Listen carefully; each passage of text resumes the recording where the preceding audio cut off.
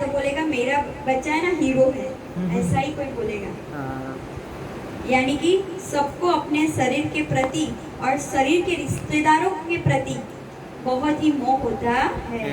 तो पहले अपने शरीर के प्रति, फिर इस शरीर से जिसका संबंध है उसके प्रति ममता काट देनी चाहिए। इसीलिए महात्माओं ने मार्ग बताया है।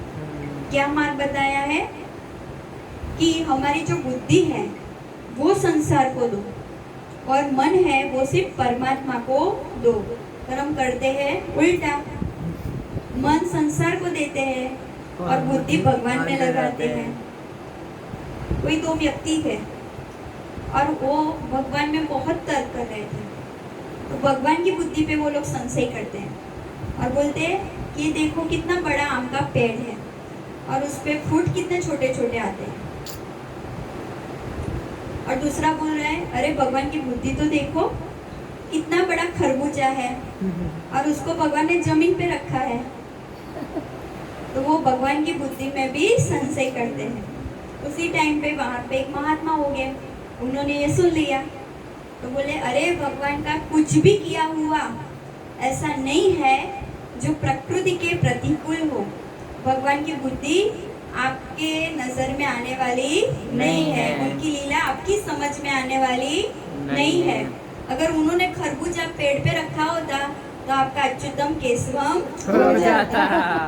बोलो कृष्ण कन्हैया लाल की जय। तो ऐसे जिसकी मृत्यु नजदीक हो उसको प्रणव यानी कि अकार उकार और मकार उसमें अपना मन लगा के ध्यान से प्राणायाम करके भगवान के ध्यान में बैठ जाना है। तब परीक्षित राजा पूछते हैं कि भगवान का ध्यान कैसे करें। तो पहले भगवान का ध्यान चरण से करना होता है। उनकी चरणों से धीरे धीरे उनके जंघा पर, फिर धीरे धीरे उनके कटी प्रदेश पे, फिर वक्ष स्थल पे, फिर गले पे, फिर दोनों आजान भुजाओं पे और फिर उनके होठों पे, उनके नेत्रों पे, उनके कर्णों पे, उनके मकराकृत कुंडल पे, फिर उनके पहने मुगट पे ध्यान होना चाहिए। तो ऐसा कर करके क्या होगा? ऐसा करते करते जीव के सारे कलुष और जीव का मन जो है वो मन भगवान में लग जाएगा। तब परीक्षित प्रश्न पूछते हैं यथा संधार्यते ब्रह्मन् धारणा यत्र सम्मता यादृशी वा हरेदाशु पुरुषस्य मनोमलम। ब्रह्मन धारणा किस साधन से, किस वस्तु से, किस प्रकार की जाती है और उसका क्या स्वरूप माना गया है जो शीघ्र ही मनुष्य के मन का मैल मिटा दे। इसके उत्तर में सुखदेव जी कहते हैं आसन श्वास आसक्ति इंद्रियों पर विजय करके पुरुष को चाहिए कि सिर्फ वो भगवान के मनमोहन रूप में अपना ध्यान लगाए। अब ध्यान से सुनना। एक सवाल है, आपको जैसे वो बताया ना अकार उकार और मकार, उसका मीनिंग क्या होता है? ओमकार। ओमकार। जैसे ही हम ओम बोलते हैं ना हाँ। तो ओम ऐसा बोलते ही तो अ जो निकलता है ना उसमें वाइब्रेशन कहाँ होते हैं? नाभि प्रदेश में, है ना। तो यहाँ हमारा स्वादिष्टान चक्र है, तो वो स्वादिष्टान चक्र ही सबका मूल है। हमने देखा था कि भगवान के नाभि में से ब्रह्मा जी प्रकट हुए। फिर जब बच्चा माँ के गर्भ में होता है तो वो जो नाभि ही है जो दोनों को जोड़ के रखती है ना। वो अम्बिका कोड जो बोलते हैं वो कहाँ है?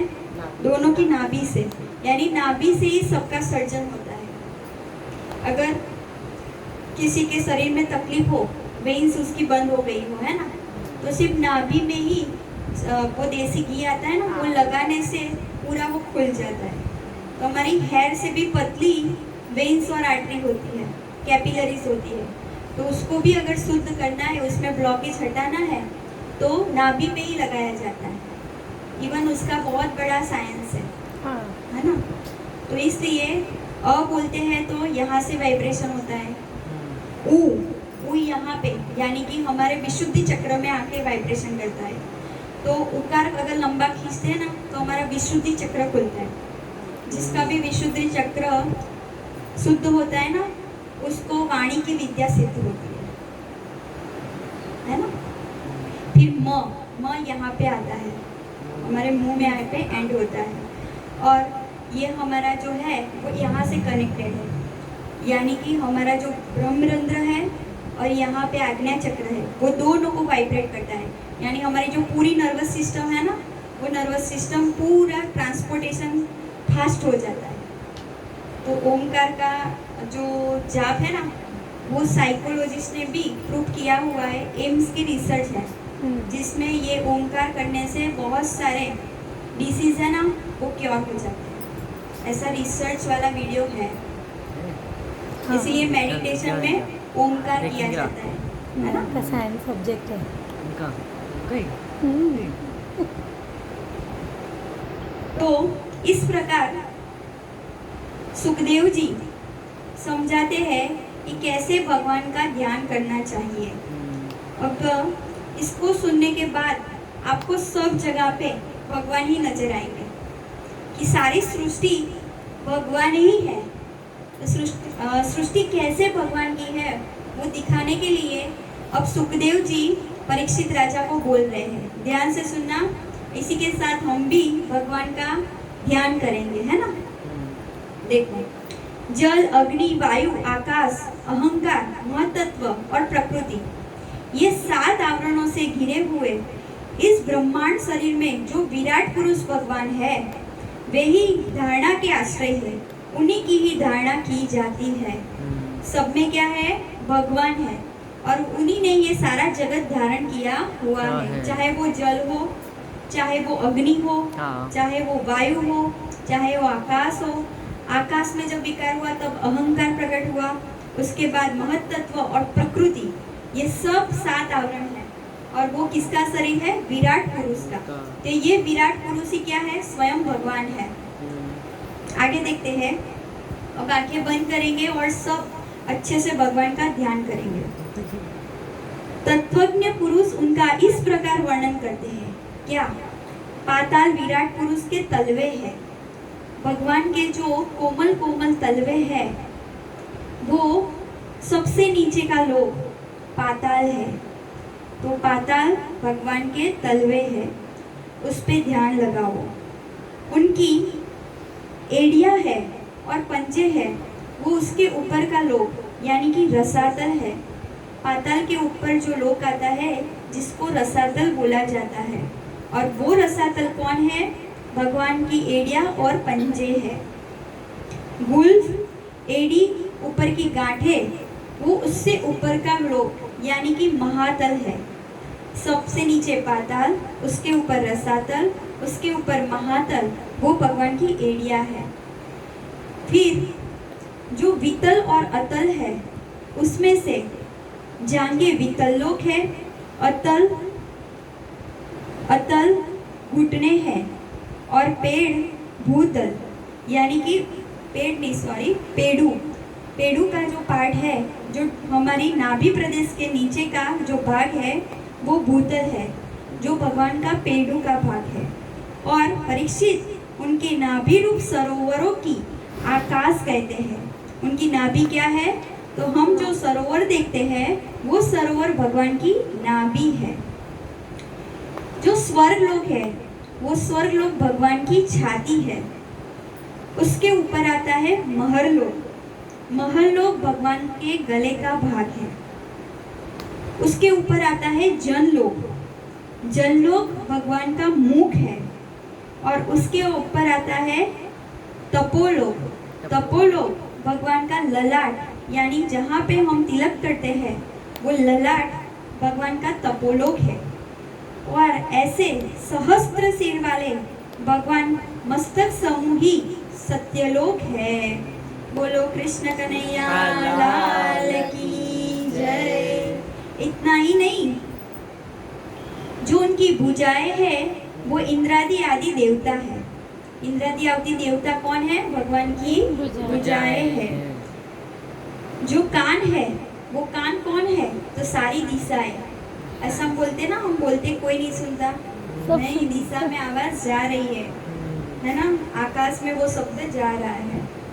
शब्द उनकी श्रवण इंद्रिय है, तो हम जो कुछ भी बोलते हैं वो भगवान श्रवण इंद्रिय के द्वारा धारण करते हैं, इसलिए बोलते हैं हमेशा सच्चा और अच्छा बोलो। जो अश्विनी कुमार है वो उनकी नासिका के 2 छिद्र है। 2 अश्विनी कुमार है ना, तो 2 छिद्र हुए। और गंध घ्राणेंद्रिय है, जिसकी मदद से वो गंध लेते हैं। और दधकती हुई आग वो उनका मुख है, आग उनका मुख है। इसीलिए जब यज्ञ करते हैं हम तो आहुति किस में डालते हैं? आग में डालते हैं, तो आग यानी उनका मुख। भगवान विष्णु के नेत्र वो अंतरिक्ष है, तो यानी आंखें बंद करके ही हमें सब कुछ एहसास हो सकता है, यानी आंखों से ही अंदर क्या है? आंखों की इंद्रिया है ना, और नेत्र चक्षु के द्वारा ही हम पूरा ब्रह्मांड की यात्रा कर सकते हैं। उनमें देखने की शक्ति कौन देता है? सूर्य देवता। कौन देता है? तो सूर्य वो आंखों की शक्ति है। अब ये पलकें है, तो आंखें बंद करते हैं ना, पलकों से ही होती है, तो आंखें बंद करते तो हमारे सामने क्या आ जाता है? अंधेरा, यानी पलके रात है, और जैसे आंखें खुली तो उजाला दिखता है, तो वो दिन है। तो दोनों पलके रात और दिन है। उनका भ्रू विलास जो है वो ब्रह्मलोक है। तालु है वो क्या है? जल है। तो जल देख के हमें क्या जानना चाहिए? ये भगवान का तालु है। तालु मतलब जीभ ना? हाँ, नहीं, तालु यानी कि ऊपर का पार्ट। जड़बा बोलते हैं ना, जबड़ा। हाँ। और हम रस किससे ग्रहण करते हैं? जीभ से। तो हम जितने भी रस लेते हैं वो भगवान की जीभ है। क्या है? जीवा। जो वेद है वो भगवान का ब्रह्मरंध्र है, तो वेदों को देख के याद आना चाहिए कि ये भगवान का ब्रह्म है। और यम को देख के याद आना चाहिए कि ये भगवान की दाढ़ें है। और जो हम स्नेह करते हैं वो स्नेह भगवान के दांत है। स्नेह क्या है? भगवान के दांत। और हमें किसी को अगर मनाना है तो हम मनाते कैसे? हंस के बोल के, यानी उनकी जो स्माइल है वो मुस्कान ही माया है, है ना? मुस्कान क्या है? माया है। यह अनंत सृष्टि उनकी ही माया का कटाक्ष विक्षेप है। तो जो कुछ भी देखते हैं उसको देख के हमें भगवान को याद आना चाहिए। इसीलिए हर एक चीज में बोलते हैं कि भगवान है, हमें दिखते नहीं है। स्थूल और सूक्ष्म रूप में हर एक में भगवान का अंश है। यहाँ तक निर्जीव चीज में भी भगवान है, क्योंकि ये सारा सृष्टि का सर्जन किसने किया है? भगवान ने। तो सारी सृष्टि वैसे ऐसी निर्जीव थी, जब तक उसमें भगवान ने प्रवेश नहीं किया तब तक वो सृष्टि निर्जीव थी। जैसे कि एक एग्जाम्पल देखे, जैसे ही कोई मर जाता है तो उनका हम अग्नि संस्कार करते हैं। अब बोले कि क्यों किया? वो किसी की माँ होगी, या तो वो सारे किसी का पिता होगा, वो किसी का पुत्र होगा। तो वही अब अगर हम संबंध देखने जाए तो उनको जला सकते नहीं थे। तो उसमें से कुछ ऐसा चला गया जिसकी वजह से वो हमारे साथ संबंध जोड़ने के लायक था। तो वो किससे हमारा संबंध जुड़ा था? वही परमात्मा से। जब तक उसके अंदर परमात्मा स्वरूप आत्मा विराजमान थी, भगवान का अंश था, है ना, तब तक उससे हमें प्यार था।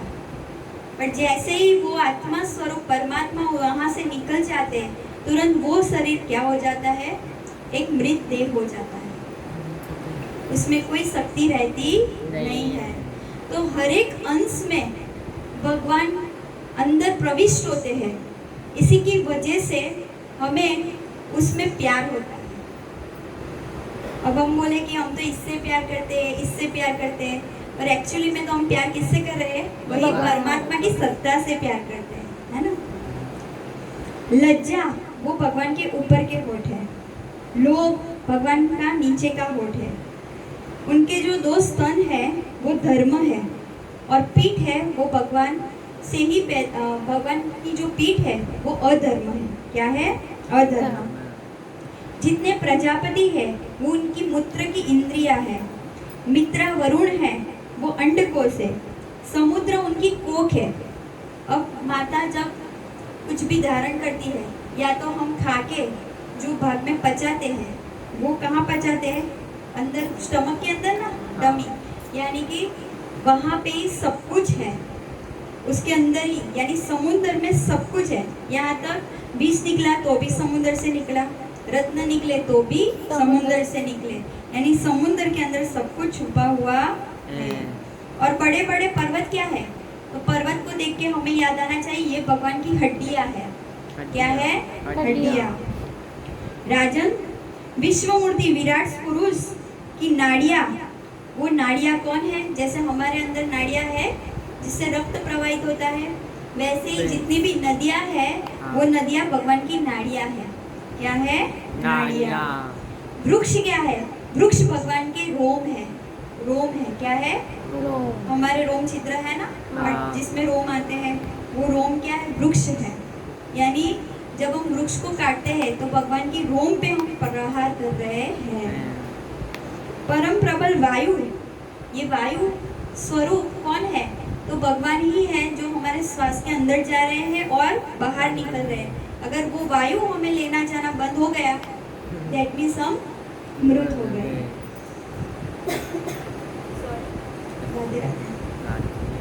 परम प्रबल वायु वो भगवान की श्वास है। क्या है?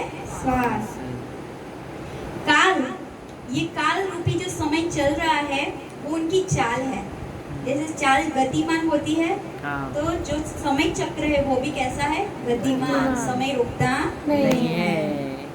और ये गुणों का चक्कर चलाते रहना ही उनका कर्म है। संसार को बनाना, संसार का पालन करना और उनका अंत करना, यही भगवान का कर्म है।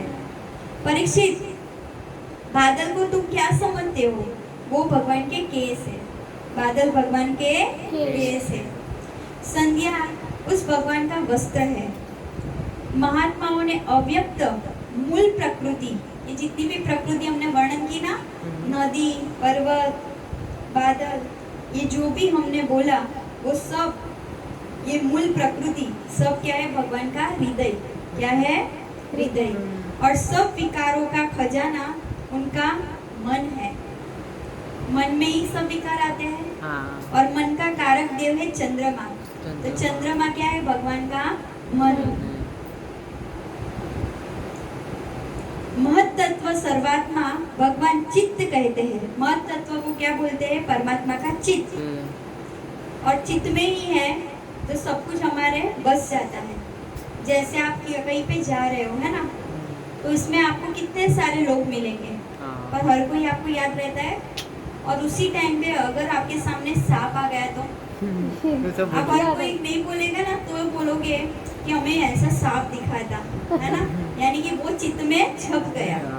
तो वो महत तत्व वो क्या है? भगवान का चित्त, जो महत्व हमारे लिए रखता था। और जिस किसी को भी हम महत तत्व के रूप में हमारे अंदर बिठा लेते हैं, वही हमें परेशान करते रहता है। इसीलिए हमें हमेशा किसका चिंतन करना चाहिए? परमात्मा का। ये चित्त में और कोई आए नहीं। और रुद्र उनका अहंकार है। देखो, घोड़े, खच्चर, ऊंट, हाथी वो भगवान के नाखून है। क्या है? नाखून।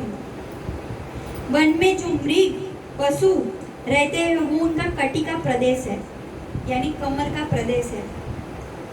तरह तरह के पक्षी, उनके अद्भुत रचना कौशल है। कितने सारे प्रकार के पक्षी हमें दिख जाते हैं, तो सारे अद्भुत रचना कौशल्य है उनके। देखो, मोर, मोर में कितने प्रकार के मोर पंख में कलर पूरे हैं ना भगवान ने, तो उनका रचना कौशल्य, उनकी स्किल है। क्या है? सबसे पहले कौन सा मनु था? स्वयंभू मनु। वो स्वयंभू मनु उनकी बुद्धि है। क्या है? बुद्धि। और मनु की संतान ही हम हैं। जिन्हें हम मनुष्य कहते हैं, और वो मनुष्य ही भगवान का क्या है, निवास स्थान। तो हर एक मनुष्य के अंदर परमात्मा मात्र की सत्ता है। गंधर्व, विद्याधर, चारण और अप्सरा, वो षड्ज आदि स्वरों की स्मृति है। यानी ये जितने भी नाम बोले ना, वो सब संगीत विद्या में पारंगत हो गए, है ना। दैत्य उनके वीर्य है। दैत्य क्या है, भगवान का वीर्य। ब्राह्मण उनका मुख है। मुख से ही भगवान ब्राह्मणों का प्रादुर्भाव हुआ है। हम सारे काम कहाँ से करते हैं, भुजाओं से, है ना। तो यहाँ पे क्षत्रिय का बल है। तो भगवान की भुजाओं में से किसका प्राकट्य हुआ, क्षत्रिय। तो 4 वर्ण है, वो भगवान के जो मेन पार्ट है, वहां से उनका प्राकट्य हुआ है। मुख में से ब्राह्मण का, भुजाओं में से क्षत्रियों का, जंगा से वैश्यों का प्राकट्य हुआ, है ना। और सबसे मेन इम्पोर्टेंट, हमारा सारा भार कौन उठाता है, हमारे पैर, है ना। वैसे ही अगर शूद्र नहीं हो तो हमारी जो गंदगी है वो कोई उठाएगा नहीं। यानी शूद्र मेन पाया है ना। तो शूद्र उन विराट पुरुष के चरण है। क्या है, चरण। विविध देवताओं के नाम से जो बड़े बड़े यज्ञ किए जाते हैं, वे उनके कर्म है। क्या है, कर्म। यानी हम जो भी यज्ञ करेंगे वो लास्ट में किसको अर्पण होता है, भगवान को अर्पण होता है। परीक्षित, विराट भगवान के स्थूल शरीर का यही स्वरूप सो मैंने तुम्हें सुना दिया।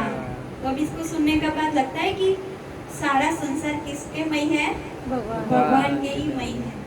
यानी कि भगवान से बाहर का कुछ भी है नहीं। यानी भगवान को हम देख रहे हैं, जो कोई भी हमें मिल रहा है, जो कुछ कोई भी हमें महसूस हो रहा है, वो सारा क्या है, भगवान ही है। उसके अलावा किसी की सत्ता नहीं है।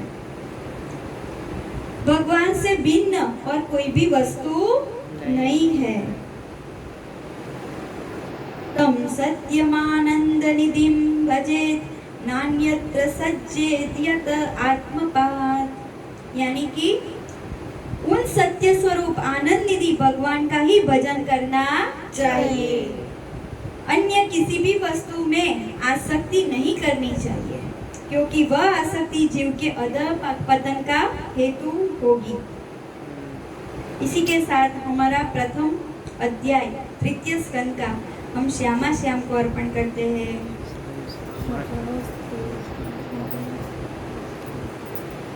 अब भगवान के स्थूल और सूक्ष्म रूपों की धारणा तथा क्रम मुक्ति और सद्यो मुक्ति का वर्णन आता है। ध्यान से सुनना।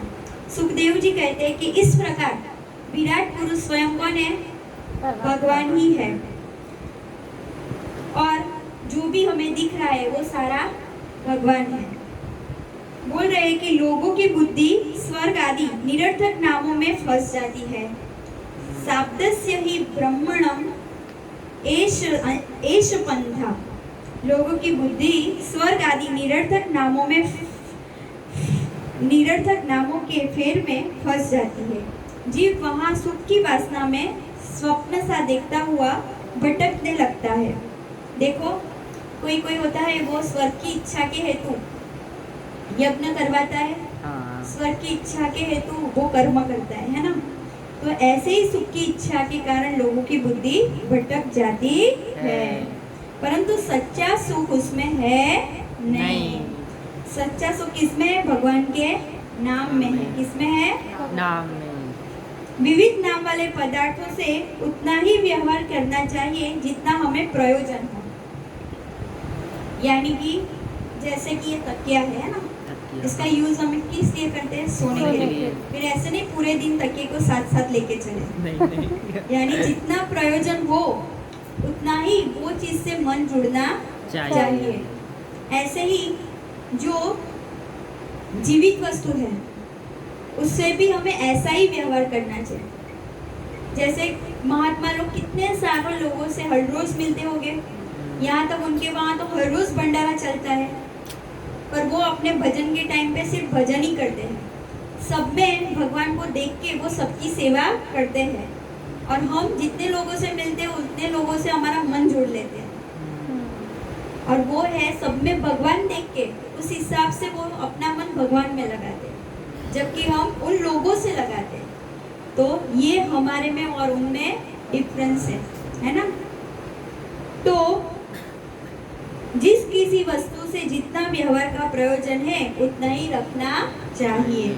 अपनी बुद्धि को इतनी निश्चयात्मक बनाओ कि वो भटक के कहीं भी जाए नहीं। संसार के पदार्थ में प्रारब्ध बिना परिश्रम के जो मिल जाता है, तो तब उनके उपार्जन का व्यर्थ ही हम परिश्रम क्यों करें। जो चीज हमें ऐसे ही मिलने वाली है उसके लिए हम क्यों ज्यादा मेहनत करें। जैसे कि पानी, अब पानी किसी ने मटके में भर के रखा है और हम बोलेंगे कि अब ये पानी नहीं पिएंगे, हम तो कुआं खोदने बैठेंगे, तो मुड़ता हुई ना। हाँ, तो इस तरीके से परीक्षित राजा को सुखदेव जी समझा रहे हैं। और आगे सुनो, ऐसा नहीं कि इसको सुन के हम बिल्कुल निवृत्त हो जाए। यहाँ पे सुखदेव जी क्या बोल रहे हैं कि ज्यादा से ज्यादा कम चीजों से हमारा व्यवहार रखें, यानी कम चीजों से हम संतोष मनाना सीख ले। कैसे? देखो, भगवान ने सोने के लिए क्या दिया है? जमीन। और हमने तो बेड लगाए हुए हैं है ना। अगर सोने के लिए जमीन है तो फिर पलंग से क्या प्रयोजन।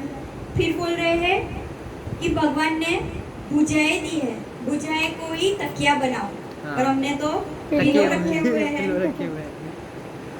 बोल रहे हैं कि पानी पीने के लिए भगवान ने अंजलि दी है, पर उसकी जगह पे हमें ना बर्तन रखे हुए हैं, वो भी अलग अलग धातु के, अलग अलग शेप के, है ना। तो फिर अंजलि से ही काम चलता हो तो बर्तन का क्या प्रयोजन।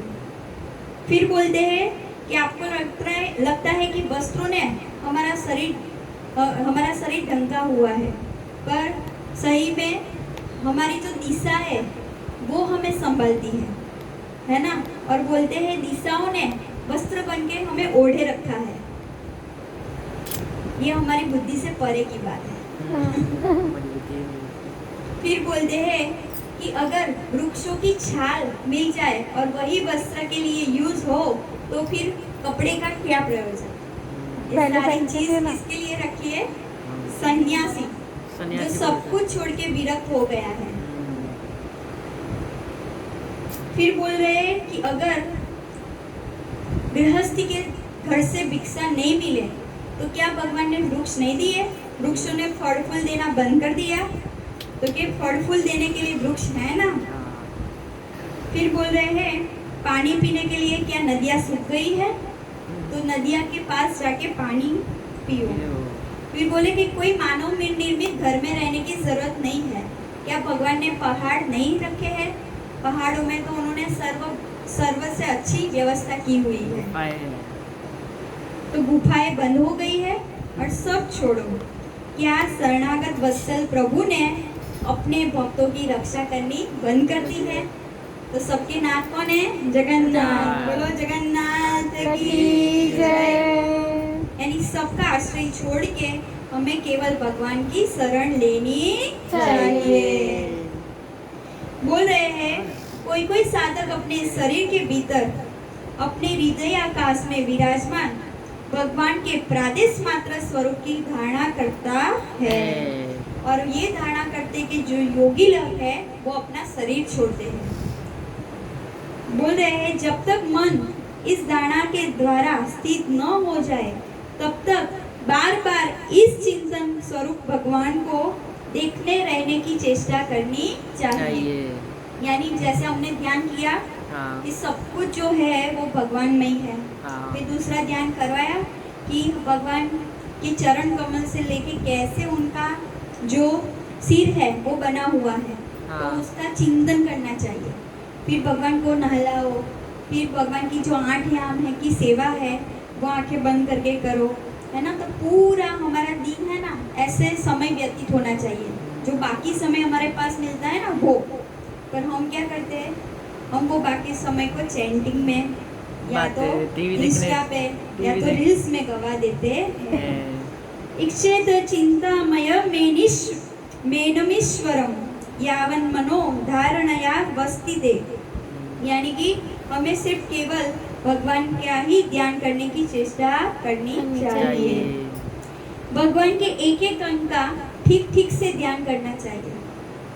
यानी कि अगर सबसे पहले चरण का चिंतन करें तो चरण के चिंतन में पूरा इतना समय लगाना चाहिए जब तक वो भगवान का चरण हमारे मन में चित्त में नहीं ठहर जाए, तब तक हमें उसमें चित्त लगाना है। यावन्न जायते परावेरस्मिन् विश्वेश्वरे द्रष्टरि भक्ति योगः तावरस्तवियः पुरुषस्य रूपं क्रियावसाने प्रयतः स्मरेत। ये विश्वेश्वर भगवान दृश्य नहीं है, दृष्टा है। वो दृश्य नहीं है, यानी कि देखने की चीज नहीं है, वो केवल क्या है? दृष्टा। दृष्टा मीन्स वो बैठ के देखते रहते हैं। हम सब बोलते हैं ना कि हमारे अंदर भगवान बैठे हुए हैं। हाँ। अब आप कोई उल्टा काम कर रहे हो, है ना, तो भगवान क्या करेंगे? अंदर से बोलेंगे कि बेटा ये गलत है, कर मत। पर आपको वो क्या दिख रहे हैं? भगवान ने अर्जुन को भी बोला सारी गीता बोलने के बाद कि अब तू स्वतंत्र है, तुझे जो करना है वो कर। तो ऐसे ही भगवान ने जीव के ऊपर छोड़ दिया है कि तुझे बता दिया कि अच्छा कर्म है, ये बुरा कर्म है। उसके बाद जो निर्णय है वो हमें ही लेना है ना। तो वो सिर्फ दृष्टा होके देखते रहते हैं, केवल देखते रहते हैं, फिल्म देखते हैं। तो वो दृश्य नहीं है, क्या है? दृष्टा है। सगुण निर्गुण सब कुछ इन्हीं का स्वरूप है, यानी कि गुण से युक्त और जो गुण के बिना दिखता है निर्गुण स्वरूप, जैसे तेज है ना, वायु हमें दिखती नहीं है, स्पर्श होती है, तो ये सारा निर्गुण स्वरूप है जिसका कोई आकार नहीं है, पर सब कुछ उनका ही स्वरूप है। जब तक इनमें अनन्य प्रेममय भक्ति योग न हो जाए तब तक साधन को नित्य नैमित्तिक कर्मों के बाद एकाग्रता से भगवान के उस स्थूल स्वरूप का चिंतन करना चाहिए। बोलो कृष्ण कन्हैया लाल की जय। अब यहाँ पे सुखदेव जी ने बताया है कि कैसे योगी पुरुष अपने प्राणों का त्याग करता है। जो योगी पुरुष होते हैं वो अंतरात्मा में ही भगवान को स्थापित करके धीरे धीरे क्या करते हैं? तो 7 चक्र जो है उसका भेदन करते हैं। तो पहले तो वो क्या करते हैं? देखो, जब उनमें ये अवस्था आ जाती है कि उनकी आत्मा वो परमात्मा से जुड़ जाती है, तो उस अवस्था में उनके अंदर सत्व गुण भी नहीं रहता। मैंने बोला था ना कल, सत्व गुण से भी ऊपर हो जाते हैं। तो जब हम परमात्मा से संपूर्ण जुड़ जाते हैं तब सत्व गुण से भी ऊपर उठ जाते हैं। तो फिर वहाँ पे रजोगुण और तमोगुण की तो बात ही क्या है। और उसके ऊपर उठ के वो क्या करते हैं? धीरे धीरे हर एक चक्र का भेदन करते हैं। देखो, सबसे नीचे जो मेन चक्र होता है वो मूलाधार चक्र है ना, उसके ऊपर आता है हमारा नाभि चक्र, स्वादिष्टान। स्वादिष्टान चक्र के ऊपर आता है मणिपुर चक्र।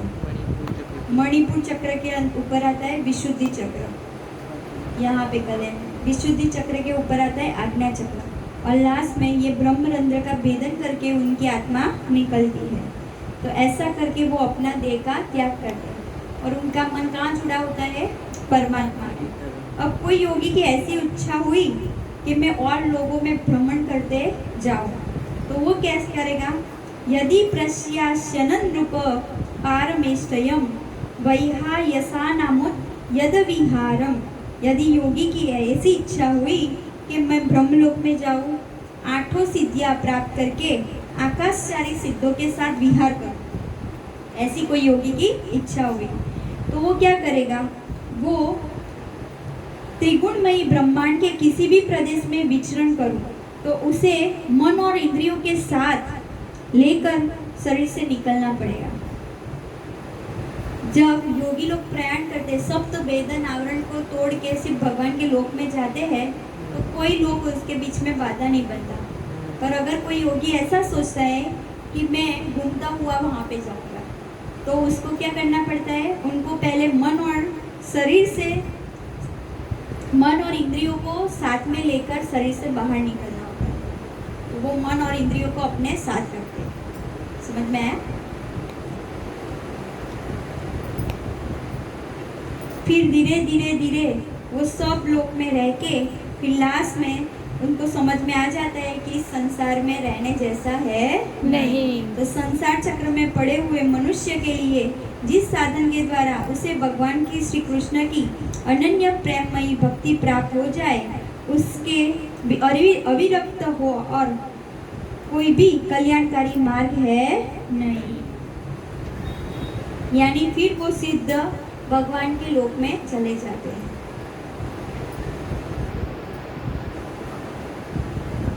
अब जो संत पुरुष है वो क्या करते हैं? तो संत पुरुष आत्मा स्वरूप जो भगवान है उनकी कथा का निरंतर अमृत रसास्वादन करते हैं। पिबन्ति ये भगवत आत्मनः सता कथामृत श्रवण कूटेषु समृतम। संत पुरुष आत्मा स्वरूप भगवान की कथा का मधुर अमृत बांटते ही रहते हैं।